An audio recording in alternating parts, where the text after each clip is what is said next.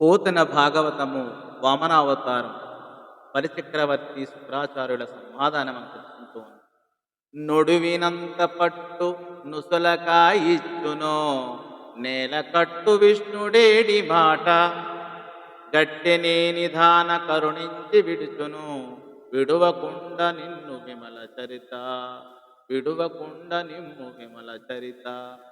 నిర్మల ప్రవర్తన గల శుక్రాచార్య అదేం మాట అన్నమాట ప్రకారం ఆలస్యం చేయకుండా దానమిస్తే విష్ణువు ఎందుకు బంధిస్తాడు? ఒకవేళ బంధించినాడే అనుకో, అతడే దయతో విడిచిపెడతాడు. విడిచిపెట్టకపోతే పోనీ ఇబ్బంది ఏముంది అని ఈ పద్య భావం.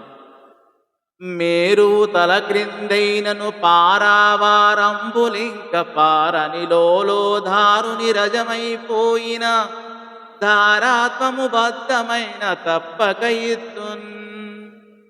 మేరు తల కిందైనను పారావారంబులింక పారిన లోలోదారుని రజమై పోయిన ధారాధ్వము బద్ధమైన తప్పక ఇత్తున్.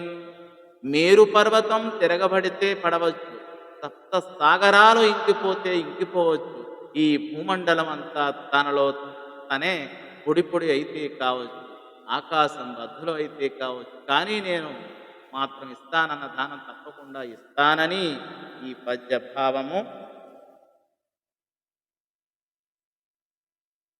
ఎన్నడం పరువేడబోడట ఏకలుండట కన్నవారన్నదమ్ములనైన లేరంట అన్ని విద్యుల మూల కోస్తిన్నెరెంగని ప్రోడగుజ్జట చేతులు కివసింపని చిన్ని పాపని త్రోసి పుచ్చగా చిత్తమెల్లదు సుమా చిత్తమొల్లదు సత్తమా.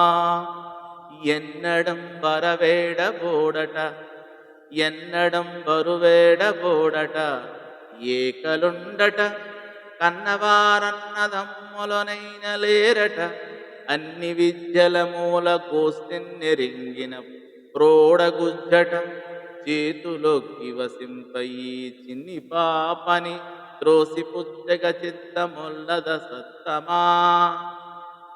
మహానుభావ, ఈ పుట్టి పిల్లవాడు ఎప్పుడూ ఇతరులను అడగటం అన్నది లేదట, ఒంటరి అట, అన్నవాళ్ళు తోడబుట్టిన వాళ్ళు లేరట, అన్ని విద్యలు మూలసారం తెలిసిన నేర్పరి అట. నా ముందు చేతులు చాపి ఇలా నిల్చున్న ఇలాంటి పసిపిల్లవాడిని ఎంటేయటానికి నాకు మనసొప్పటం లేదు అని ఈ పద్య భావము. ధన్యవాదము.